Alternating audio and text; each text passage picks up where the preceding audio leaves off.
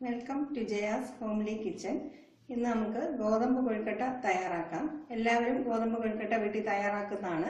പക്ഷെ കുറച്ചും കൂടെ നല്ല സോഫ്റ്റ് ആയിട്ട് നല്ല ടെക്സ്ചറിൽ എങ്ങനെ തയ്യാറാക്കാമെന്ന് നമുക്ക് നോക്കാം.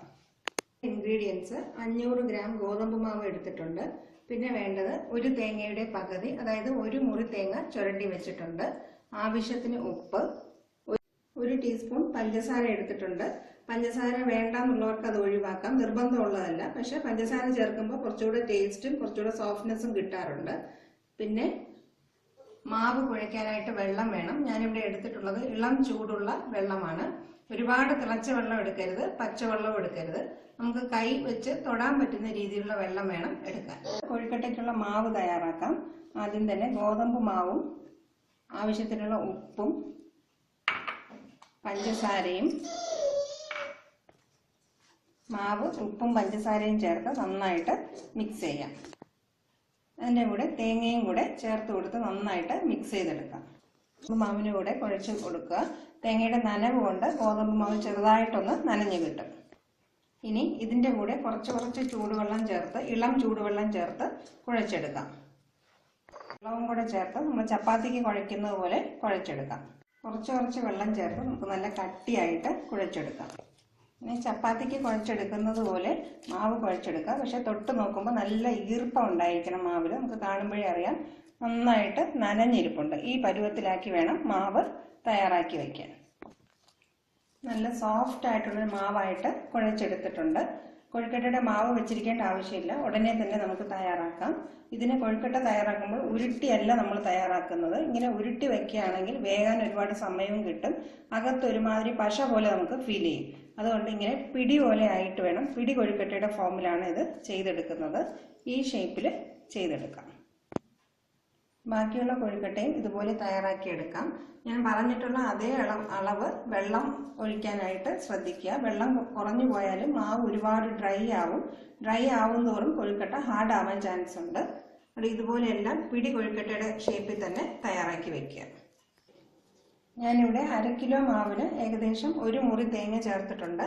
തേങ്ങയുടെ അളവ് കുറയുകയാണെങ്കിലും കൊഴുക്കട്ട ഹാർഡ് ആവാൻ ചാൻസ് ഉണ്ട്. പൊതുവെ കൊഴുക്കട്ടയ്ക്ക് തേങ്ങ കൂടുതലാണ് ചേർക്കുന്നത്. നിറയെ തേങ്ങ ചേർത്താൽ മാത്രമേ കൊഴുക്കട്ടയ്ക്ക് ഒരു സോഫ്റ്റ്നെസ് കിട്ടത്തുള്ളൂ. അതുപോലെ തന്നെ ഗോതമ്പ് കൊഴുക്കട്ടയ്ക്കും ഏകദേശം 1/2 കിലോ മാവിന് ഒരു മുറി തേങ്ങ വരെ ചേർക്കാം. എല്ലാ കൊഴുക്കട്ടയും തയ്യാറാക്കി വെച്ചിട്ടുണ്ട്. ഇനി നമുക്ക് കൊഴുക്കട്ട വേവിച്ചെടുക്കാം.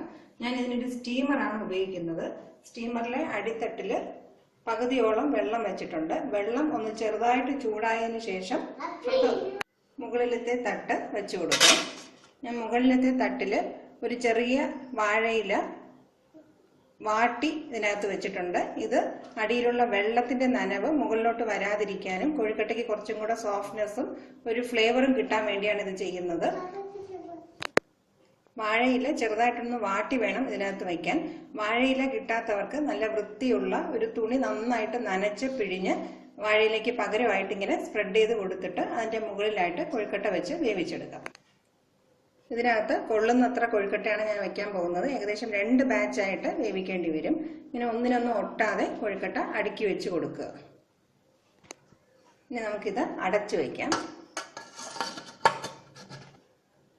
ഇത് വേകാൻ ഏകദേശം 8-10 മിനിറ്റ് സമയം എടുക്കും. നമുക്ക് അടച്ചു വെച്ച് ഇത് വേവിക്കാം. ഈ ഗോതമ്പ് കൊഴുക്കട്ട നമുക്ക് തയ്യാറാക്കാനായിട്ട് തലേ ദിവസം തന്നെ മാവ് കുഴച്ച് ഇതുപോലെ ഉരുട്ടി ഫ്രിഡ്ജിനകത്ത് ഒന്നിനൊന്നും ഒട്ടാതെ ഒരു പാത്രത്തിലാക്കി സൂക്ഷിച്ചു വെക്കാം. അടുത്ത ദിവസം രാവിലെ ഫ്രിഡ്ജിൽ നിന്ന് ഒരു 10-15 മിനിറ്റ് പുറത്തെടുത്ത് വെച്ചതിന് ശേഷം രാവിലെ വേവിച്ചെടുക്കാം. ഇങ്ങനെ ഫ്രിഡ്ജിൽ സ്റ്റോർ ചെയ്യുന്ന സമയത്ത് ഇതുപോലെ നനഞ്ഞ തുണി വെച്ചിട്ട് അതിൽ കൊഴുക്കട്ട അടുക്കി വെക്കുക. ഒരുപാടുള്ളപ്പോൾ 2 പാത്രത്തിലായിട്ട് സ്റ്റോർ ചെയ്ത് വെക്കുക. നമുക്ക് വളരെ എളുപ്പത്തിൽ തന്നെ അടുത്ത ദിവസം കൊഴുക്കട്ട തയ്യാറാക്കി എടുക്കാം. നല്ല സോഫ്റ്റ് ആയിരിക്കുകയും ചെയ്യും. നമുക്ക് രാവിലെ പണി എളുപ്പം കഴിയുകയും ചെയ്യും. കൊഴുക്കട്ട ഏകദേശം 10-12 മിനിറ്റ് കൊണ്ട് നന്നായിട്ട് വെന്ത് കിട്ടും. വേവിച്ചതിന് ശേഷം ഒന്ന് ചെക്ക് ചെയ്ത് നോക്കുക. ഒരു ഫോർക്കോ നൈഫോ വല്ലതും വെച്ച് ഒന്ന് കുത്തി നോക്കുക. നമ്മൾ ഇഡ്ഡലി എല്ലാം കുത്തി നോക്കുന്ന പോലെ കുത്തി നോക്കുമ്പോൾ സ്മൂത്തായിട്ടാണ് നമുക്ക് കിട്ടുന്നതെങ്കിൽ കൊഴുക്കട്ട നന്നായിട്ട് വെന്തിട്ടുണ്ടെന്ന് മനസ്സിലാക്കാം. ഇതിനകത്ത് ഒട്ടും ഒട്ടിപ്പിടിച്ചിട്ടില്ല.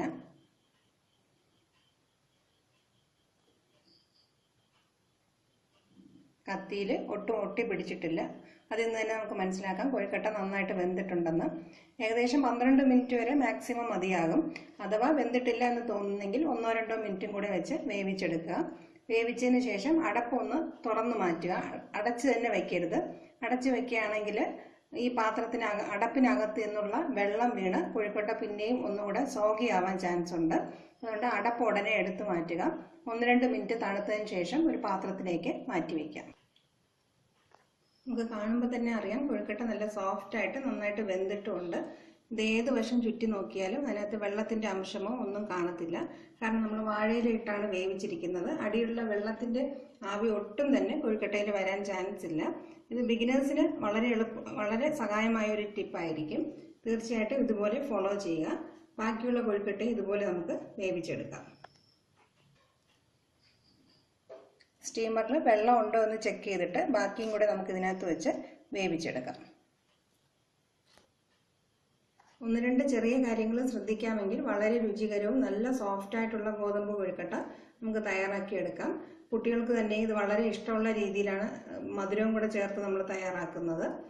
പ്രായമായിട്ടുള്ളവർക്കോ ഷുഗർ പേഷ്യൻസിനോ മധുരം വേണ്ടെങ്കിൽ ഷുഗർ ഒഴിവാക്കാം. ഷുഗർ ചേർത്തില്ലെങ്കിലും വലിയ വ്യത്യാസം വരത്തില്ല. എന്നാൽ ഷുഗർ ചേർത്തുണ്ടാക്കുമ്പോൾ കുറച്ചും കൂടെ ടേസ്റ്റും സോഫ്റ്റ്നെസ്സും കൂടുന്നതായിട്ട് തോന്നിയിട്ടുണ്ട് എനിക്ക്. ഇത് നമുക്ക് തലേന്ന് തന്നെയും പ്രിപ്പയർ ചെയ്ത് വെക്കാം. അഥവാ ബാക്കിയുള്ള കൊഴുക്കട്ട ഉണ്ടെങ്കിൽ തന്നെയും നമുക്ക് ഫ്രിഡ്ജിൽ സ്റ്റോർ ചെയ്തിട്ട് അടുത്ത ദിവസം ഒന്ന് തണുപ്പ് മാറ്റിയിട്ട് ഇതുപോലെ തന്നെ ആവിയിൽ വെച്ച് ചൂടാക്കി എടുക്കാവുന്നതാണ്. ഈ കൊഴുക്കട്ട എല്ലാവരും തീർച്ചയായിട്ടും വീട്ടിൽ ട്രൈ ചെയ്ത് നോക്കുക. Thank you for watching my video. ഈ റെസിപ്പി നിങ്ങൾക്ക് ഇഷ്ടപ്പെടുകയാണെങ്കിൽ എനിക്ക് സബ്സ്ക്രൈബ് ചെയ്യാനും ഷെയർ ചെയ്യാനും ലൈക്ക് ചെയ്യാനും മറക്കാതിരിക്കുക. Thank you for watching my video.